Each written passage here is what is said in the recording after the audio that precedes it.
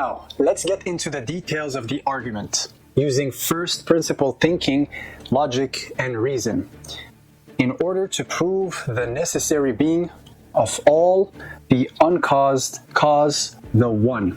Here are 4 rules that every honest mind must use in order to comprehend the following situation. Number 1, there must be no contradictions. 2, do not switch off explanation where it matters the most. Number 3, from absolutely nothing, nothing can come. And finally, number 4, an endless stack of borrowers can never create a lender.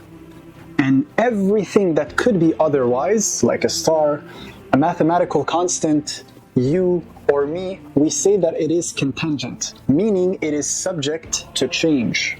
Or it could have been different. Now, the whole set of contingent things cannot explain itself without breaking rule number 2, which states that we must look for explanations where it matters the most. Hence, we must answer that question. Why things that could have been different are not different, and they are the way that they are.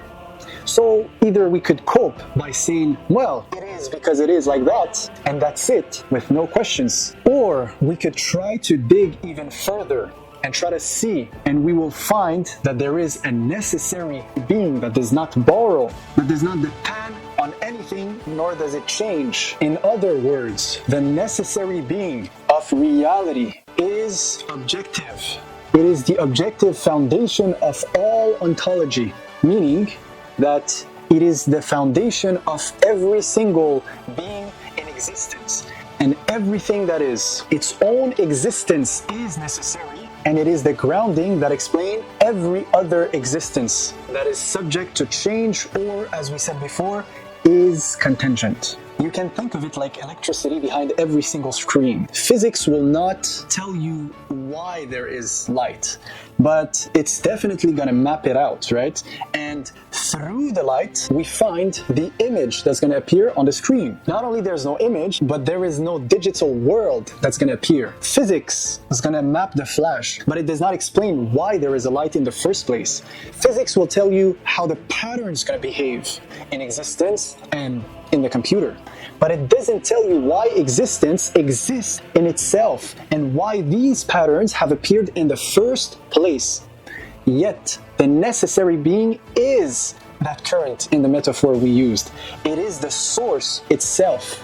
It's not the device, it's not within the device, but it is the source. Maybe it is a brutal fact, but if we kill explanation at the ground, if we really try to see the explanation to the core, we kill the very method that makes science possible. Hence, that reasoning goes hand in hand with science and the scientific method. What if dependence goes back forever in an infinite line of empty cups? Well, an infinity chain of empty cups will still make all the cups empty, where the water will come from.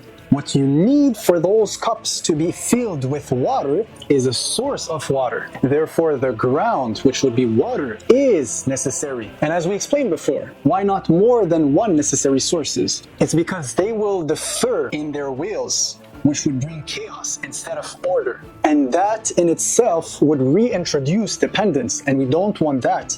We're searching to the core a sufficient explanation. So what is this source? Is it a blind force or a personal mind?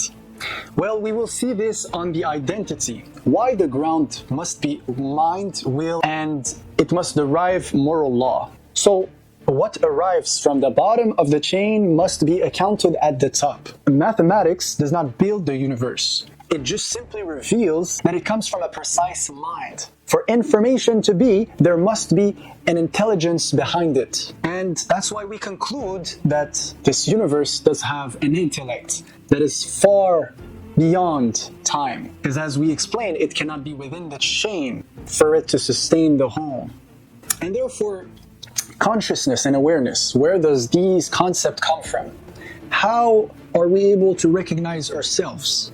in this universe? Does it come from nothingness? We already sorted that out. It must come from the source, who is the all-aware or the omnipotent. It's like a fire. Let's use the metaphor of a fire, a big light.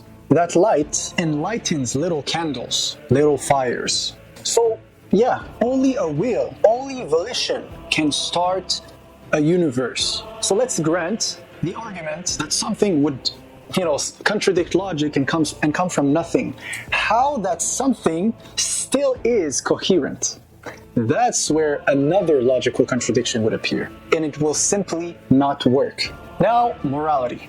Why do you feel regret even when no one is seeing? Where does this regret come from? Well, the answer is this. You, the subject, have received this morality inside of you. You are part of the whole. Therefore, there is an objective morality that ties you to the universe. And the lawmaker, the one who made the laws of physics, is the same one who have made the laws of morality.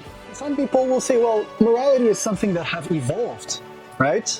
So the evolution can explain the instinct of man, which is a byproduct of the universe, who is a byproduct itself of the source who made everything. So that instinct does not explain where the inner justice part comes from.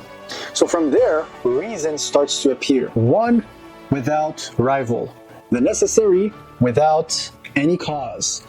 The one who is indivisible, ultimately independent, without limit. And he is the all-knowing, since all knowledge comes from him. And in him, we live, and his will is above all. In the end, it's all formulas. It's all moral precision. Following this thought, we conclude that luck or chance does not even exist. There is a precision. And in order to have a comprehensive view of all that was described before, we would gather these concepts and call it monotheism. And in the same way that a baby would feel the sun warmth on his skin without necessarily having to see the sun, we all feel God. We all feel the presence of God. It's part of our innate nature. And the better word I can find to describe this concept is the fitra, the natural instinct within every single being that we believe and understand that there is God. This is what makes a person living. Now, let us explore some thoughts. There is so many data and information in this universe. All the informations are real. You are real. There is so many data, so many information, so many civilization wrote a theory of truth and shared understanding and knowledge and wisdoms. Well, the God who created everything, whom everything is a cause of him, what would make you think that he is not personal in the data that are right in front of your face, in the information that is right in front of you? Well, here's the answer. He is. He is the artist by excellence of this universe. And the greatest artist takes in consideration every single glimpse of details, even to the smallest portions. So now let us reason for a moment. I would want to see and know what is the Word of God. Let's apply the filters of truth and see the shelves of our libraries and see what combination of data, what information is divine. It's just a perfect formula. It's a perfect harmony, a perfect symphony of meaning.